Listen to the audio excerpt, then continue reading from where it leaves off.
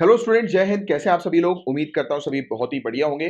So guys, जनवरी 2022 का current affairs का quiz है। ये सेकेंड वीक का क्विज है। तो जनवरी के सेकेंड वीक में जितने भी करंट अफेयर्स हम लोगों ने डिस्कस किए हैं, आज उसका टेस्ट है आप लोगों का छोटा सा।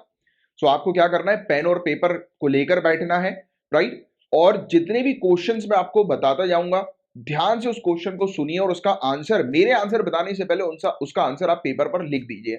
फिर अगर आपका आंसर करेक्ट होता है तो एक टिक मार्क कर दीजिएगा, इनकरेक्ट होता है तो क्रॉस मार्क कर दीजिएगा। फिर जैसे ही क्विज एंड होगा तो आप कैलकुलेट करिए कि आपने कितने क्वेश्चंस के करेक्ट आंसर की दिए हैं, और नीचे कमेंट बॉक्स पर लिखकर बताइए कि आपका क्या स्कोर है।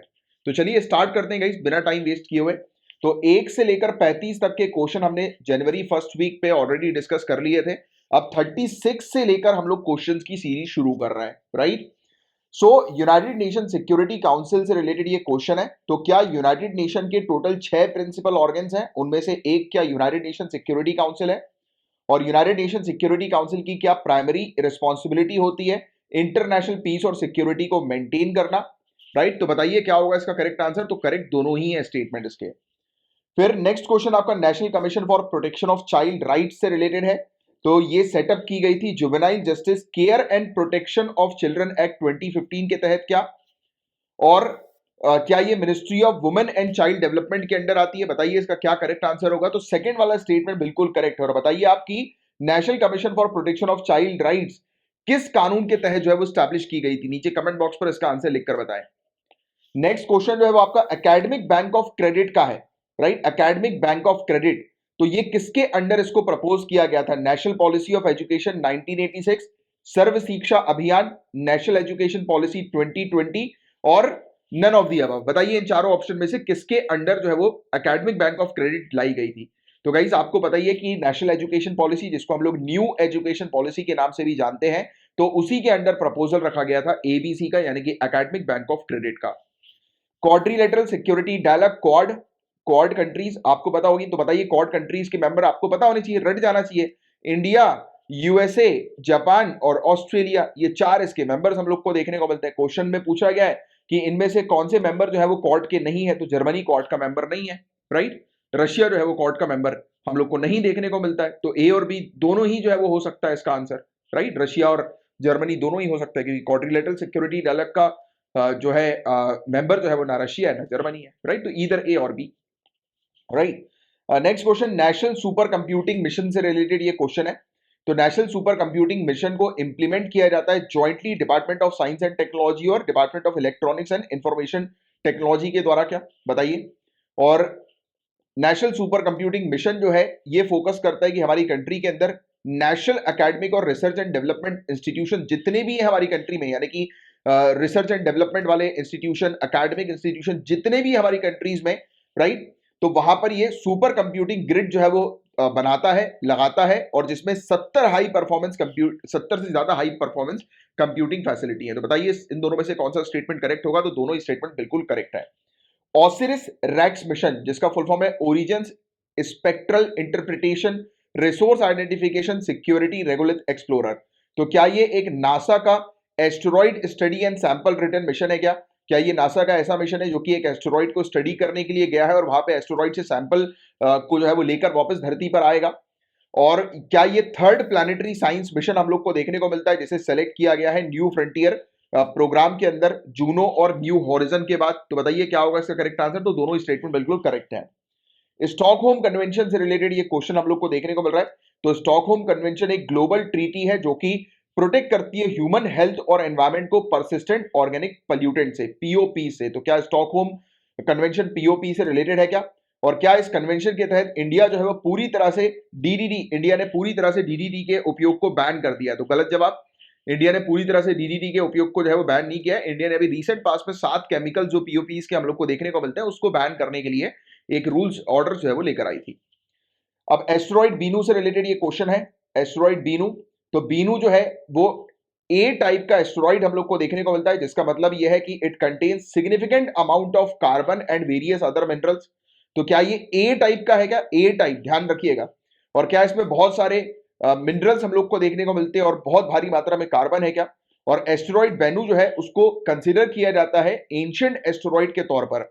Right, even after billions of years its composition has not change much, यानी कि इतने सालों के बाद भी इसका जो कंपोजिशन है, यानी कि इसका जो स्ट्रक्चर, केमिकल स्ट्रक्चर्स या मिनरल स्ट्रक्चर की बात करें तो बिल्कुल वैसा का वैसी ही। तो बी वाला स्टेटमेंट बिल्कुल करेक्ट है, फर्स्ट वाला स्टेटमेंट इनकरेक्ट है।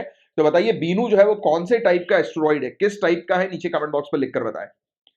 नेक्स्ट क्वेश्चन आपका कृष्णा नदी से रिलेटेड है। कृष्णा नदी क्या वेस्ट फ्लोइंग रिवर हम लोग को देखने को मिलती है, जो ओरिजिनेट होती है महाबलेश्वर से, महाराष्ट्र के अंदर। और रिवर मालाप्रभा जो है वो एक मेजर ट्रिब्यूटरी हम लोग को कृष्णा नदी की देखने को मिलती है। तो बी वाला स्टेटमेंट बिल्कुल करेक्ट है, ए इनकरेक्ट है। तो बताइए कृष्णा नदी का ओरिजिन जो है वो कहां से हम लोग को देखने को मिलता है, किस क्षेत्र से। इसके अलावा निसार मिशन हम लोग को देखने को मिल रहा है, निसार। तो क्या ये ज्वाइंट प्रोजेक्ट हम लोग को नासा और इसरो के बीच का है क्या, निसार, नासा और इसरो का। और ये जो सैटेलाइट जो है will be the first radar imaging satellite to use dual frequency. तो क्या ये एक ऐसी सैटेलाइट है जो कि ड्यूअल फ्रीक्वेंसी का उपयोग करेगी, राइट, बिल्कुल सही। ये क्लाइमेट चेंज के जो इश्यूज हैं उसको रिकॉर्ड करने का काम करेगी, मेजर करेगी। जगन्नाथ टेम्पल से रिलेटेड एक क्वेश्चन है आपके सामने। तो माना जाता है कि जगन्नाथ टेम्पल जो है वो 16वीं सेंचुरी का ये टेम्पल हम लोग को देखने को मिलता है। जगन्नाथ टेम्पल 16वीं सेंचुरी का, इसका निर्माण क्या 16वीं शताब्दी में हुआ था। और ये किस चीज के लिए फेमस है, एनुअल रथ यात्रा या चैरियट फेस्टिवल के लिए फेमस है। तो सेकंड वाला स्टेटमेंट बिल्कुल करेक्ट है, फर्स्ट वाला स्टेटमेंट इनकरेक्ट है। तो बताइए जरा कि कब इसका कंस्ट्रक्शन हुआ था, कब माना जाता है कि जगन्नाथ मंदिर का कंस्ट्रक्शन हुआ था। आपको याद होगा मैंने हर एक टॉपिक आपको डिटेल में गाइस एक्सप्लेन किया हुआ है। इसमें ऐसा अगर आपने सीरियसली पढ़ा होगा तो ऐसा कोई भी क्वेश्चन नहीं है कि जो आउट ऑफ द लाइक वो आया हो, सिलेबस आया हो, आप कह सकते हो, राइट। पूरी चीज मैं आपको A to Z पढ़ा चुका हूं, समझा चुका हूं। प्रधानमंत्री जनधन योजना से रिलेटेड आपका नेक्स्ट क्वेश्चन है। तो क्या ये एक फाइनेंशियल इंक्लूजन प्रोग्राम है गवर्नमेंट ऑफ इंडिया का। इस प्रोग्राम के थ्रू क्या रुपे डेबिट कार्ड जो है वो प्रोवाइड किए जाते हैं, जिसमें लाइफ इंश्योरेंस कवरेज जो है वो 1 लाख रुपए का है। बताइए क्या होगा इसका करेक्ट आंसर। करेक्ट आंसर जो है वो पहला वाला है, दूसरा जो है वो इनकरेक्ट है, क्योंकि रुपे डेबिट कार्ड में यू गाइस नो कि 2 लाख रुपए का इंश्योरेंस जो है वो आज की डेट में प्रोवाइड किया जा रहा है। नेक्स्ट क्वेश्चन सेमीकंडक्टर चिप से रिलेटेड एक क्वेश्चन है, वेरी इंपॉर्टेंट टॉपिक, लगातार बार बार ये सेमीकंडक्टर चिप का टॉपिक रिपीट हो रहा है। तो these are materials which have a conductivity between conductors and insulators. तो क्या कंडक्टर और इंसुलेटर के बीच में इसमें कंडक्टिविटी हम लोग को देखने को मिलती है, चालकता। और they can be pure element, silicon और जर्मेनियम, और कंपाउंड्स, या गैलियम आर्सेनाइड और कैल्डियम सिलिनाइट। तो बताइए क्या होगा इसका करेक्ट आंसर। दोनों स्टेटमेंट बिल्कुल करेक्ट है। नेक्स्ट क्वेश्चन, इंडिया के अंदर एक्सटेंडेड प्रोड्यूसर रिस्पॉन्सिबिलिटी इंट्रोड्यूस की गई है, और ये एक इंपॉर्टेंट फीचर है किस चीज का। क्या ये recycled plastic manufacturing and usage rules 1999 के तहत जो है वो इंट्रोड्यूस की गई थी। क्या ये bio medical waste management and handling rules 1998 के तहत इंट्रोड्यूस की गई थी। क्या ये food safety and standard regulation 2011 के तहत इंट्रोड्यूस की गई थी, या फिर ये E waste management and handling rules 2011 के तहत इंट्रोड्यूस की गई थी। तो लास्ट वाला ऑप्शन है ई वेस्ट, इसके तहत जो है वो इसको इंट्रोड्यूस जो है वो किया गया था इंडिया के अंदर। चाला रिजर्व फॉरेस्ट जो है वो न्यूज में था। चाला रिजर्व फॉरेस्ट बताइए जरा कहां पर है चाला रिजर्व फॉरेस्ट। आपको याद आ रहा होगा कि बुद्धिस्ट मॉन्क्स ने जो है इस वन को, इस जंगल को जो है वो गोद लिया है, राइट। तो इसका करेक्ट आंसर है आसाम। आसाम के अंदर चाला रिजर्व फॉरेस्ट है, याद रखिएगा। इसके अलावा नेक्स्ट क्वेश्चन है आपका, representation of people act 1951 power देती है इलेक्शन कमीशन ऑफ इंडिया को कि इलेक्शन कमीशन ऑफ इंडिया जो है वो पार्टी सिंबल अलॉट कर सकते हैं। और honourable supreme court of India जो है वो इकलौती अथॉरिटी है ये डिसाइड करने की, अगर पॉलिटिकल पार्टीज का अगर मर्जर होता है, यानी कि आपस में दो पॉलिटिकल पार्टी मिलती हैं, तो इसमें जो है वो हमें देखने को मिलता है कि सिंबल जो होगा वो कौन सा यूज किया जाएगा पॉलिटिकल पार्टी के द्वारा। तो ये डिसाइड करेगी ऑनरेबल सुप्रीम कोर्ट। नहीं, गलत जवाब। डी स्टेटमेंट जो है हम लोग को दोनों ही देखने को मिल रहा है कि दोनों ही स्टेटमेंट जो है वो इनकरेक्ट हम लोग को नजर आते हैं, राइट, गलत है। नेक्स्ट क्वेश्चन आपका गुरु गोविंद सिंह जी से रिलेटेड है। गुरु गोविंद सिंह जी क्या 9वें सिख गुरु थे, और इन्होंने खालसा का प्रिंसिपल क्या उसका गठन किया था, क्या स्थापना करी थी क्या। तो इन्होंने खालसा के प्रिंसिपल की स्थापना करी थी, बट ये 9वें गुरु नहीं है। तो बताइए गुरु गोविंद सिंह जी कौन से नंबर के गुरु हैं, नीचे कमेंट बॉक्स पर लिखकर बताएं। सिटीजनशिप अमेंडमेंट एक्ट 2019 से रिलेटेड अब नेक्स्ट क्वेश्चन है। तो ऑब्जेक्टिव जो सिटीजनशिप अमेंडमेंट एक्ट का है वो क्या है कि इंडियन सिटीजनशिप प्रोवाइड कराना सभी की सभी परसिक्यूटेड माइनॉरिटीज को पूरे दुनिया भर में। तो क्या पूरे दुनिया भर में जो माइनॉरिटीज हैं उनको सिटीजनशिप प्रोवाइड कराने के लिए सिटीजनशिप अमेंडमेंट एक्ट लाया गया था क्या। और क्या ये कानून जो है वो ट्राइबल एरिया जो छत्तीसगढ़ और ओडिशा के वहां पर एप्लीकेबल नहीं होता, बताइए। तो दोनों स्टेटमेंट इनकरेक्ट है। नेक्स्ट क्वेश्चन आपका AIIB से रिलेटेड है, एशियन इंफ्रास्ट्रक्चर इन्वेस्टमेंट बैंक से रिलेटेड। क्या ये बैंक 1966 में स्टैब्लिश हुआ था? क्या इस बैंक का हेडक्वार्टर हम लोग को बीजिंग में देखने को मिलता है? तो यस, बीजिंग में इसका हेडक्वार्टर है। पर बताइए कि ये बैंक कब स्टैब्लिश हुआ था, कौन सी ईयर में? नीचे कमेंट बॉक्स में लिखकर बताएं। INS विक्रांत के IAC क्लास 1 के बारे में यहां पर बात हो रही है। तो क्या ये पहला एयरक्राफ्ट कैरियर है जो कि इंडिया के अंदर बनाया गया, और इसे क्या कंस्ट्रक्ट किया है कोचिंग शिपयार्ड लिमिटेड के द्वारा इंडियन नेवी के लिए? बताइए जरा। तो दोनों ही स्टेटमेंट बिल्कुल करेक्ट है। नेक्स्ट क्वेश्चन आप लोगों का ये रेसिप्रोकल एक्सेस एग्रीमेंट के बीच में। तो बताओ रेसिप्रोकल एक्सेस एग्रीमेंट जो है वो किसके बीच में हुआ है ये समझौता? Australia Japan, India China, Japan south Korea, India Bhutan. बताइए जरा किसके बीच में हुआ? तो Australia Japan, right, Australia Japan के बीच में हम लोग को देखने को मिला है कि ये रेसिप्रोकल एक्सेस एग्रीमेंट जो है वो हुआ है, राइट, डिफेंस के क्षेत्र में, आपको पता होगा। इसके अलावा मेकेदातु प्रोजेक्ट से रिलेटेड एक इंपॉर्टेंट क्वेश्चन है। तो मेकेदातु क्या एक मल्टीपर्पज प्रोजेक्ट है? ड्रिंकिंग और पावर दोनों पर्पस के लिए है क्या? इसके अंदर एक बैलेंसिंग रिजर्वायर जो है वो बनाया जा रहा है केरला के अंदर। बताइए जरा क्या होगा इसका करेक्ट आंसर? तो पहला आंसर करेक्ट है, केरला में नहीं बनाया जा रहा है, कहीं और बनाया जा रहा है। तो बताओ मेकेदातु प्रोजेक्ट जो है वो कहां पर स्टैब्लिश किया जा रहा है, यानी कि ये डैम कहां पर बन रहा है? नीचे कमेंट बॉक्स में लिखकर बताएं। कई बार मैं आप लोग को मेकेदातु के टॉपिक को डिटेल में एक्सप्लेन कर चुका हूं, अभी तक तो आप लोग को जो है वो रट जाना चाहिए ये particular topic. Scotch award, Scotch award से रिलेटेड अब एक क्वेश्चन है। तो स्कॉच अवार्ड रिकॉग्नाइज करता है लोगों को, प्रोजेक्ट्स को, इंस्टीट्यूशन को जो कि हमारे इंडिया को एक बेटर नेशन बनाने के लिए काम करते हैं। और ये अवार्ड जो है गाइस ये प्रेजेंट किया जाता है स्कॉच ग्रुप के द्वारा कि जो भी डिजिटल, फाइनेंशियल और सोशल इंक्लूजन की फील्ड में जो भी बेस्ट एफर्ट अपना देते हैं तो उनको इस अवार्ड से सम्मानित किया जाता है। तो दोनों ही स्टेटमेंट इस अवार्ड से रिलेटेड बिल्कुल करेक्ट है। जल्लीकट्टू से रिलेटेड एक क्वेश्चन है। जल्लीकट्टू जो है वो सेलिब्रेट किया जाता है सेकेंड वीक ऑफ जनवरी में, तमिल हार्वेस्ट फेस्टिवल पोंगल के दौरान। बताइए। और क्या ये एक वॉलेंट स्पोर्ट हम लोग को देखने को मिलता है, हिंसक खेल है क्या ये, जिसके तहत जो कंटेस्टेंट जो हम लोग को देखने को मिलते हैं, जो प्रतियोगी हम लोग को देखने को मिलते हैं, वो ट्राई करते हैं कि बुल के ऊपर जो बैल जो होती है उसको वश में करने की कोशिश करते हैं, राइट। बट अगर वो बैल को वश में करने की जो है वो फेल हो जाते हैं, वश में करने से फेल हो जाते हैं, तो वो बैल का जो ओनर जो होता है, बैल का जो मालिक जो होता है, वो पुरस्कार जीत जाता है। तो बताओ क्या होगा इसका करेक्ट आंसर? तो दोनों ही स्टेटमेंट बिल्कुल करेक्ट है। नेक्स्ट क्वेश्चन सार से रिलेटेड है, smart cities and academia towards action and research. तो क्या ये एक जॉइंट इनिशिएटिव हम लोग को ministry of housing and urban affairs का, national institute of urban affairs का और लीडिंग इंडियन एकेडमिक इंस्टीट्यूशंस का देखने को मिलता है? क्या ये इनिशिएटिव लॉन्च किया गया है आजादी का अमृत महोत्सव सेलिब्रेशन के पार्ट के तौर पर? बताइए जरा क्या होगा इसका करेक्ट आंसर? तो दोनों ही स्टेटमेंट बिल्कुल इसके करेक्ट है। Next question joint parliamentary committee से रिलेटेड है। क्या ज्वाइंट पार्लियामेंट्री कमेटी एक कॉन्स्टिट्यूशनल बॉडी है, संवैधानिक निकाय है क्या? और क्या इसका मेन एम हम लोग को एक स्पेसिफिक इशू को एड्रेस करने के लिए देखने को मिलता है, एक विशिष्ट मुद्दे को संबोधित करना इसका मेन उद्देश्य है क्या? तो सेकंड वाला स्टेटमेंट बिल्कुल करेक्ट है, फर्स्ट वाला स्टेटमेंट इनकरेक्ट है। Next question energy, green energy corridor से रिलेटेड है। बताइए ग्रीन एनर्जी कॉरिडोर क्या है?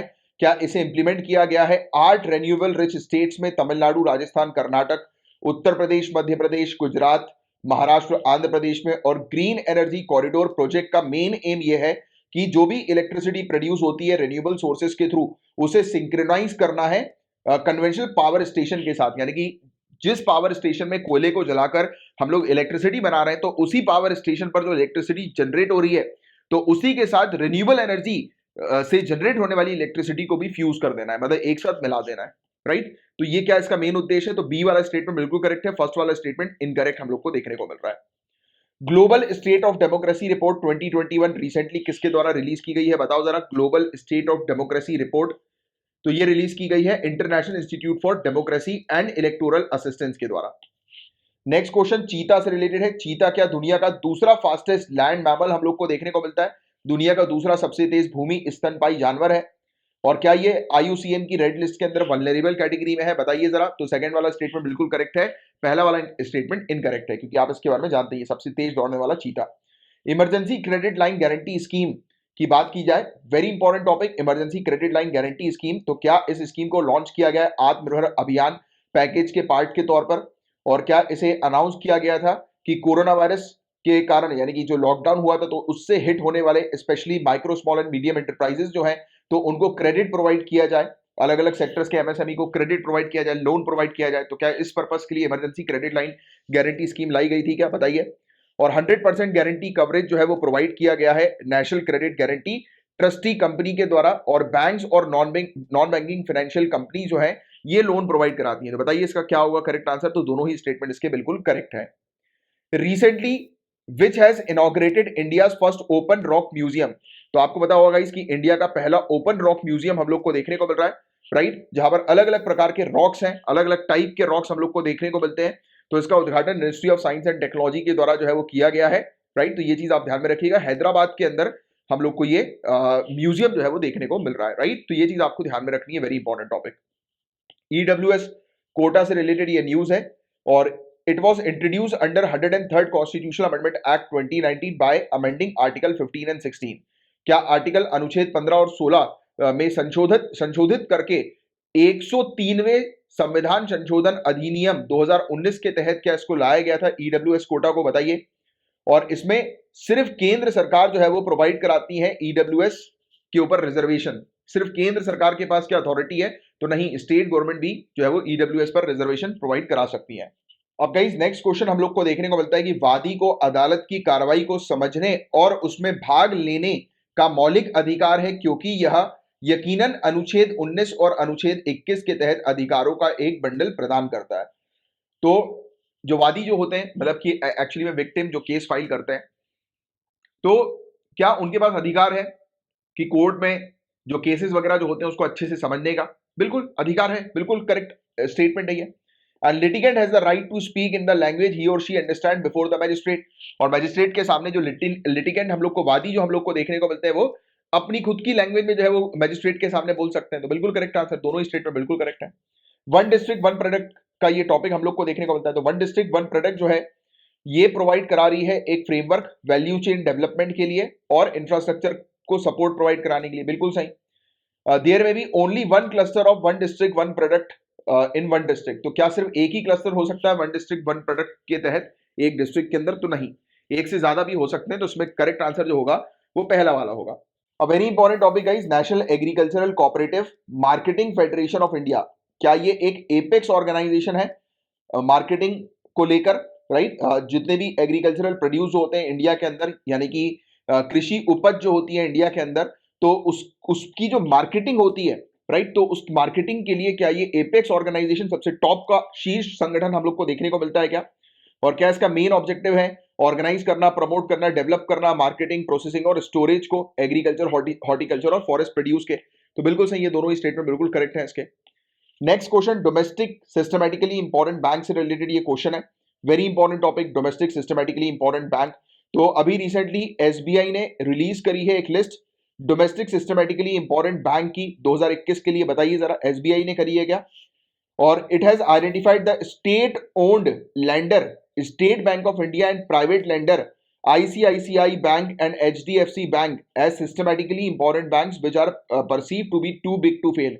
तो आप जानते हैं कि डोमेस्टिक सिस्टमैटिकली इंपॉर्टेंट बैंक जो होते हैं वो ऐसे बैंक होते हैं जिन्हें कहा जाता है टू बिग टू फेल। और अभी अभी SBI, ICICI और HDFC इन बैंक्स को जो है वो डोमेस्टिकली सिस्टमैटिकली इंपॉर्टेंट बैंक जो है वो उसका दर्जा जो है वो दिया है। मतलब ये इतने बड़े बैंक है कि इनका फेलियर अफोर्ड नहीं किया जा सकता। और आरबीआई ने ये लिस्ट जो है वो जारी करी है, ना कि एसबीआई ने। तो ये तो कॉमन सी बात है, इसको आपको ध्यान में रखना है। बट कई बार क्या होता है, हम हड़बड़ी में जब क्वेश्चन पढ़ते हैं या क्वेश्चन को देखते हैं या समझते हैं, तब उस समय हम लोग छोटी सी मिस्टेक जो है वो कर जाते हैं, राइट? एसबीआई लिखा है, गलती से हम अपना माइंड के फ्लो में उसको एसबीआई को आरबीआई पढ़ डालते हैं। तो इसलिए हर एक वर्ड को बहुत ध्यान से पढ़ना बहुत ज्यादा जरूरी है एग्जामिनेशन के अंदर। India is among the 6 Indo-Pacific nation participating in Sea Dragon exercise, that is a multilateral anti-submarine warfare exercise in Pacific Ocean। तो टोटल 6 कंट्री में से इंडिया एक कंट्री हम लोग को देखने को मिल रही है जिसने सी ड्रैगन एक्सरसाइज में पार्टिसिपेट किया है। और क्या करेक्ट आंसर हो? क्या ये सी ड्रैगन एक्सरसाइज एक एंटी सबमरीन वॉरफेयर एक्सरसाइज है क्या पैसिफिक ओशन में कंडक्ट हुई? और सी ड्रैगन एक्सरसाइज क्या यूनाइटेड स्टेट्स की हम लोग को मल्टीनेशनल एक्सरसाइज देखने को मिलती है जिसमें वो प्रैक्टिस करते हैं और डिस्कस करते हैं एंटी सबमरीन वॉरफेयर टैक्टिक्स को और ऑपरेट करते हैं एक साथ मिलकर, राइट? ट्रेडिशनल और non traditional maritime security challenges को एड्रेस करने के लिए इंडो पैसिफिक क्षेत्र में। बताइए जरा क्या होगा इसका करेक्ट आंसर? दोनों ही स्टेटमेंट बिल्कुल करेक्ट है। हॉर्न ऑफ अफ्रीका, इससे रिलेटेड मैंने आपको एक ट्रिक भी दी थी हॉर्न ऑफ अफ्रीका से रिलेटेड, याद रखना सीड की ट्रिक है। तो सोमालिया, इथियोपिया, अर्ट्रिया और जिबूती, तो इनको मिलाकर सीड जो है यानी कि हॉर्न ऑफ अफ्रीका जो है वो बनता है। तो क्या ये एक वेस्टर्न मोस्ट एक्सटेंशन हम लोग को अफ्रीकन लैंड का देखने को मिलता है? ध्यान दीजिएगा, वेस्टर्न मोस्ट, क्या ये वेस्टर्न मोस्ट एक्सटेंशन है अफ्रीकन लैंड का, राइट? क्योंकि आपको ये वेस्ट और ईस्ट का भी नॉलेज होना चाहिए ना, ये भी बहुत ज्यादा जरूरी है। और it just 100 kilometres into the Arabian sea and Indian ocean lying along the southern side of gulf of Aden. तो गल्फ ऑफ एडन के क्या सदर्न साइड में है, बिल्कुल सही। बट पहला वाला स्टेटमेंट इनकरेक्ट है, क्योंकि ईस्ट की तरफ है, अफ्रीका की ईस्ट की तरफ हॉर्न ऑफ अफ्रीका हम लोग को देखने को मिलता है, ना कि वेस्ट की तरफ। A very important topic, collective security treaty organisation, NATO जैसा ही है बिल्कुल, ये नॉर्थ अटलांटिक ट्रीटी ऑर्गेनाइजेशन। तो क्या ये एक इंटर गवर्नमेंटल मिलिट्री अलायंस है 6 कंट्री का, जो कि 2020 में लागू हुआ है? और क्या इसका हेडक्वार्टर हम लोग को रशिया की कैपिटल मॉस्को में देखने को मिलता है? तो बी वाला बिल्कुल करेक्ट है, पहला इनकरेक्ट है। अब नेक्स्ट टॉपिक स्पेशल प्रोटेक्शन, यानी कि नेक्स्ट जो क्वेश्चन है स्पेशल प्रोटेक्शन ग्रुप का है। क्या स्पेशल प्रोटेक्शन ग्रुप 1985 में क्रिएट की गई थी? और स्पेशल प्रोटेक्शन ग्रुप जो है वो प्रोटेक्ट करती है प्राइम मिनिस्टर और उनके फैमिली मेंबर्स को ही सिर्फ। तो आंसर जो है वो इनकरेक्ट हम लोग को देखने को मिलता है, राइट। सेकंड वाला, पहला वाला स्टेटमेंट बिल्कुल करेक्ट है। तो गाइज ये थे पूरे क्वेश्चंस। मैं उम्मीद करता हूं कि आपने ऑलमोस्ट ज्यादा से ज्यादा अगर तरीके से आपने पढ़ा है हर एक टॉपिक को जो मैंने आपको एक्सप्लेन किया है, तो मैं तो ये उम्मीद करता हूं कि आप सभी के सभी क्वेश्चंस का करेक्ट आंसर जो है वो आप लगा चुके होंगे। बट अगर बाई चांस गलती करी है आपने, तो टेंशन लेने की जरूरत नहीं है। हम नेक्स्ट हफ्ते जो है वो फिर से अपने आप को इंप्रूव करेंगे और पूरी कोशिश करेंगे अपने स्कोर को बढ़ाने की, राइट। तो यही आपकी प्रैक्टिस जो है वो होनी चाहिए, क्योंकि अल्टीमेटली जब तक आप टेस्ट नहीं दोगे, आपको अपनी गलती पता नहीं लगेगी कि कहां पर आप गलती कर रहे हो, कहां पर आप गड़बड़ी कर रहे हो या हड़बड़ी कर रहे हो, राइट। हड़बड़ी is also one of the main factor. और आपको लग रहा होगा कि सर आप बहुत तेजी से जो है वो ये क्विज जो है वो कंडक्ट करा रहे हो, काफी तेजी तेजी से बोल रहे हो, थोड़ा थोड़ा धीरे बोलो, थोड़ा स्लो चलो। But guys let me tell you कि एग्जामिनेशन में आपके पास स्लो वाला टाइम नहीं है। एग्जामिनेशन का टाइम जो होता है वो लिमिटेड होता है। 2 घंटे में आपको 100 क्वेश्चंस करना है, और 2 घंटे is enough time, should be enough time कि आप एक क्वेश्चन पेपर को 3 बार पढ़ लो। 3 बार तो पढ़ना ही है। तो आपको स्पीड में रहना पड़ेगा। आपके माइंड को मैं इस प्रकार से बनाना चाहता हूं कि आपका माइंड तुरंत जो है वो एक्टिव हो, और तुरंत जो है वो आंसर आपको क्लिक करे जो आपने अभी तक पढ़ा है पिछले हफ्ते में और रिवाइज किया है, राइट। अपना स्कोर नीचे कमेंट बॉक्स पर लिखकर बताइए। अब हम मिलेंगे नेक्स्ट लेक्चर में, तब तक के लिए bye bye, take care, have a great day ahead, जय हिंद।